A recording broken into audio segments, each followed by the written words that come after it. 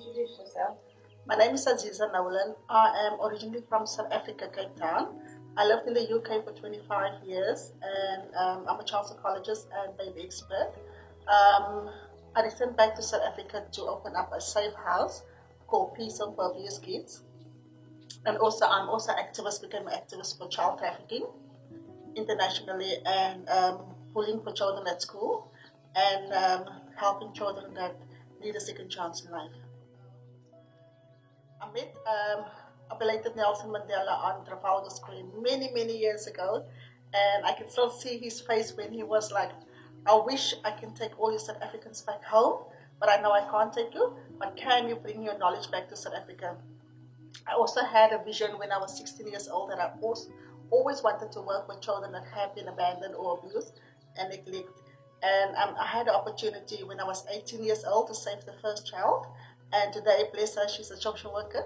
And on my return back to South Africa, my sister contacted me to say that there's a family of 6 children that was so badly sexually abused. And when I went, I couldn't find help for them. I went to our local police station, welfare, social workers.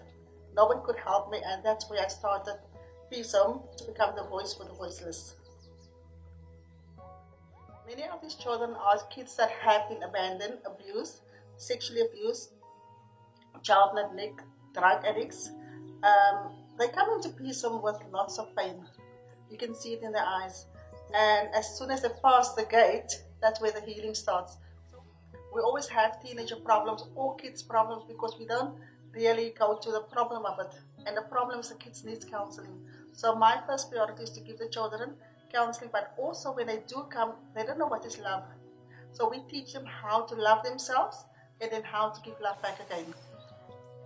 I got 12 children and bless, they all want to be something. When they come, they don't have a future. For them it's like, they don't know what they want to be. But the longer they stay at my place, I got 2 or 3 football players who wants to play for Barcelona. I got a singer that's an amazing, she's got an amazing voice.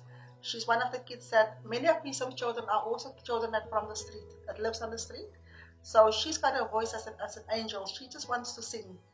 And then I got a chef who wants, one of the girls wants to be a chef, but then I do have my designer also.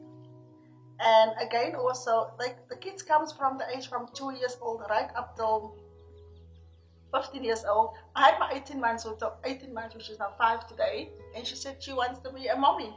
She just wants children. So they do have dreams. They never had it, but they do have dreams now. I can't change the world, but the kids that I do have in my care and the children that I reach out to, they can become our next generation of professors, president, doctors, singers. We can't change a lot, but we can change the mentality of children. What can people do to prevent children being abused and trafficked? Speak up. That's all I can say. Speak up. We as a nation, we as humans, we as mothers, fathers, uncles, grandmothers, we can stop it by speaking up. Look out for signs. If something, just follow your gut instinct. There's something wrong with the child, you know what, go to the nearest police station. You don't need to give your name. But that's how we can save, because I was once on an airplane, a flight from Florence to in Italy, back to London. And somehow I just caught a girl, she was around about 10 years old. And she was so uncomfortable, and the person who was sitting next to her, the girl couldn't make contact. And we've lately found out that the child was busy in child traffic. So simple things about body language of a child also is important. What can people do to help Peace Home? Peace Home, I lately invested a lot into Peace Home to give the children the second chance in life, but also opportunity.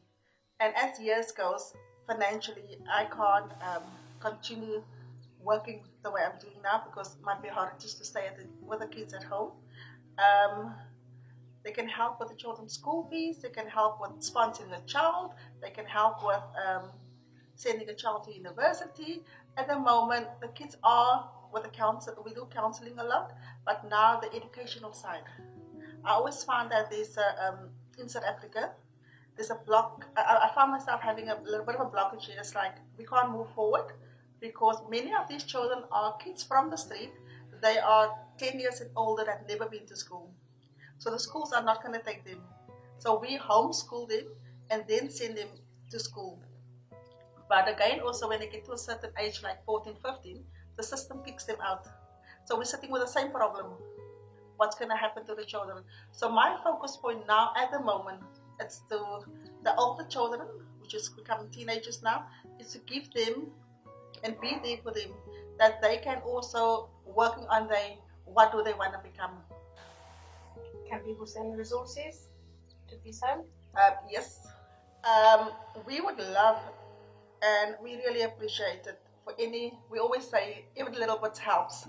So, example with clothing. Clothing are quite expensive. Books, petrol, fuel for our cars, kids counseling. I got kids that wants to do swimming and dancing, but it all costs money. So if any resources, it's welcome. Can I ask a question? What's your vision for this home? Where do you want to be in 5 years? The older children to have when they I think in every country when a child is 18 years old they're an adult. So all our hard work from since the child comes in from 2 years up to 18 years old, as soon as the child's an adult, I don't have authority over the child anymore. So what we're working on now, it's lately, I started the homeschooling where the kids can, say example, the one who wants to be a singer, we get somebody in to come and work with the vocals. The one who wants to be a designer, get somebody in to work, help her with becoming a designer. So when she's 18 years old or when they are at the age where they're an adult, they got 3 or 4 years experience already. So I have to work on that. So when they get to that stage where they don't go back to and that's the biggest problem with, I think worldwide, when it comes to orphanages, children's home, fostering, kids are going back to their old life. And that's what I'm trying to prevent. Secondly, also, there's a massive, massive, massive demand for a lot of children is being abandoned. And I'm talking about abandoned, it's newborn babies.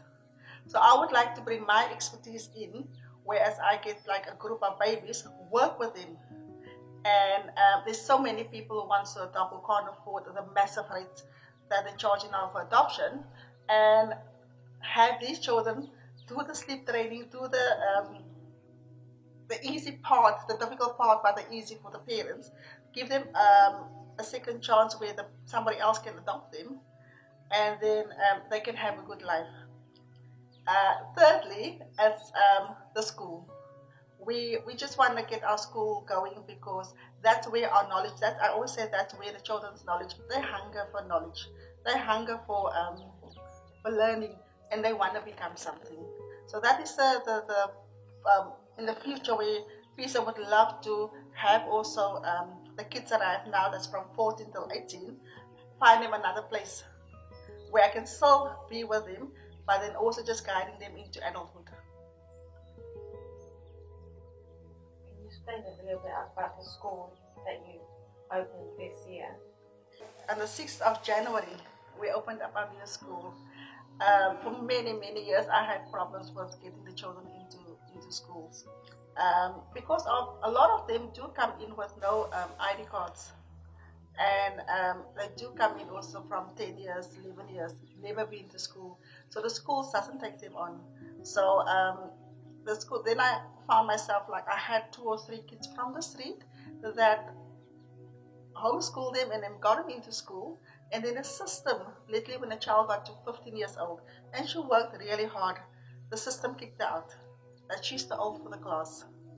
And I found myself bullying also. Bullying is a big thing. You're bullying my kids. You're working with the confidence. You're working with them to build them up. And they go back to school and then they're being bullied. And I just little hit the confidence, like in a low. So we decided to open up our home school, which is called Peace Academy, and I work from different ages, different age groups, and as grades, and they're doing amazingly well because with the homeschooling, I'm a person that believes in values, morals, and respect, and each and every child's got a religion, but also on basics like discipline, manners, how to respect. So I go back to the old school as like how we were taught about, you need to stand up if an old person gets into the bus or so we do a lot of I started off doing a lot of every Friday, a lot of motivator speakers coming in to come and speak to the children. So from there they can also learn because and I believe they can be on its future generations. They are the flowers of the future. How big is your Islam Academy? We got 12 children at Peace of Academy from grade 1 right up to grade 10. And I don't have the facilities for the academy, so what we've been using, it's just a small, one of my small rooms that we just made it into a playroom, made it into a classroom. It's not ideally enough for us, but for now it's okay. And long term, we would like to extend the property or just get another property where we can focus on the schooling, because we're working with kids here that got different careers. I want to do different careers. I got a designer, I got a singer, I got a chef, I got football players. So I need to get people in to come and work with them. So it's space wise, and then also the small ones are all with the big ones. So it's at the moment it's all about everybody is in one classroom, but I would love to extend it more where we will have the smaller children on the one side, the big children on the one side, and then the ones that 16 and 15 plus will be separate also. And Aziza, can we say that Peace Home and Peace Home Academy like hard beginnings and happy endings? Yeah, we can say they, like I said, they come in with pain, and they got so much love to give. Thank you so much. Thank you.